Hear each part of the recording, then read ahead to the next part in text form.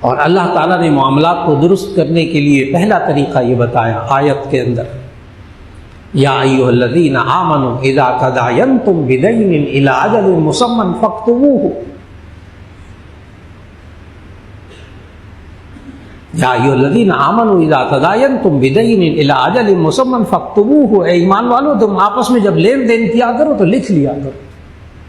حقیقی بھائی سے بھی، ویسے آپ حقیقی بھائی کو 1000 2000 10,000 10 لاکھ دینا چاہیں دے دیں، ہدیہ نہ کریں لکھت پڑھ، لیکن جب معاملہ کریں، لین دین کریں، قرض دیں، کوئی سودا کریں، کوئی کچھ کریں، اس کو لکھ لیا کریں۔